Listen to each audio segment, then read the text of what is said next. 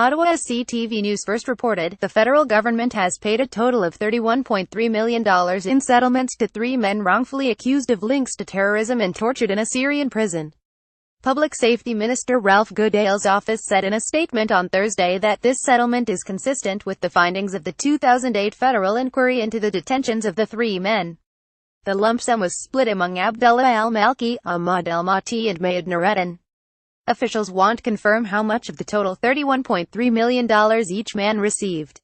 In an emailed statement, Scott Bardsley, spokesperson for Public Safety Minister Ralph Goodale, said the government is unable to confirm the amounts paid to any of the 3 individuals, saying the details are confidential under terms of the negotiated settlement, as is typical in these situations. Prime Minister Justin Trudeau defended the government's decision to settle the cases at an event in Burlington, ONT, on Thursday. Canada has made it very clear nobody ever deserves to be tortured.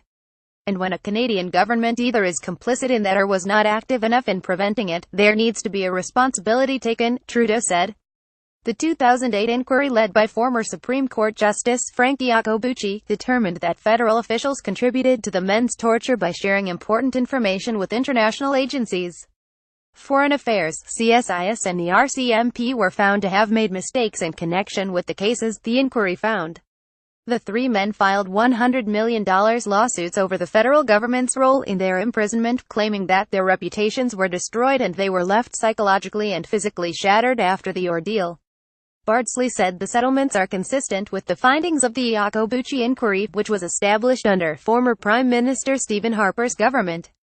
All 3 men were detained in Syria at different times. None of the men were ever charged with any terror offenses.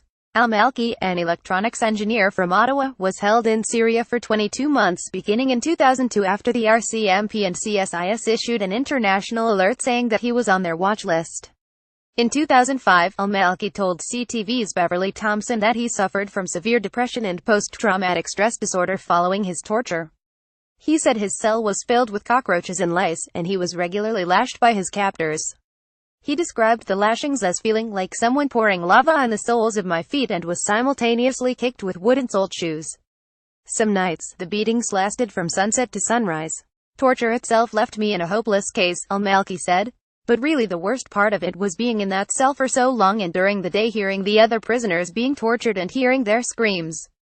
At the time, al-Malki urged for an investigation to get to the bottom of what happened to keep the reputation of this country. As a society, I think every Canadian needs to know the truth. Torture is not something simple. Torture is a very serious crime. It's a vicious crime. El-Mati, a former truck driver, was detained in 2001 after traveling to Syria to celebrate his wedding. In an interview with CTV News in 2008, he said he was imprisoned in Syria for 2.5 months and later held in solitary confinement in Egypt. All the while, he said he never stopped hoping for his release. No, you can't do that because once you reach this mental stage you'll be ruined. Like, you'd maybe think of committing suicide. But for me, my faith was the strength behind me and gave me strength and gave me support, El-Mati said. Nureddin, the principal of an Islamic school in Toronto, was held by Syrian authorities in December 2003 after spending time with his family in Iraq. Nureddin described the torture he endured in an interview with CTV's Marcy Ien. He said he was ordered to strip down to his underwear and lie on the ground while he was doused with cold water. The soles of his feet were then lashed, and he was then told to exercise on the spot. He was then drenched in more cold water. His captors then asked, "Do you have anything new?" When Nureddin said no, the agonizing process was repeated. "I don't want this to happen to others ever again. It is wrong," Nureddin said. In March, Foreign Affairs Minister Chrystia Freeland and Public Safety Minister Ralph Goodale formally apologized to the men on behalf of the government for any role Canadian officials may have played in relation to their detention and mistreatment abroad and any resulting harm. The government also announced it had reached settlements of undisclosed amounts with the 3 men, but it did not make those numbers public. The total $31.3 million cost of those settlements was quietly published this month in the government's public accounts. An even split of the settlement would work out to just over $10 million each.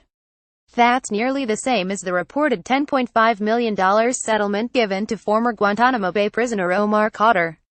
Conservative MP Peter Kent said the settlements for the men imprisoned in Syria are proof that Khadr received too much money.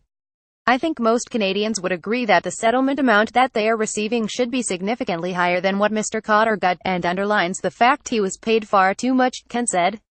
The Liberals blame the size of the settlements, in part, on inaction by the former Conservative government.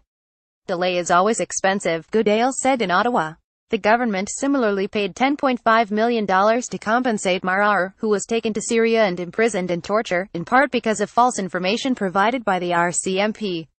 Mar was paid another $1 million to cover legal fees. He received his settlement in 2007. A 2006 inquiry into R's torture prompted Justice Dennis O'Connor to recommend a review of El Malki, El Mati and Nureddin's cases. And more settlements could be coming soon. CTV News has learned that, last week, a three-day settlement conference was scheduled in the case of Canadian citizen Abbas Fian Abdel Razak, who is seeking $27 million in damages related to his imprisonment in Sudan. The federal court has already determined that CSIS was complicit in Abdel Razak's initial detention.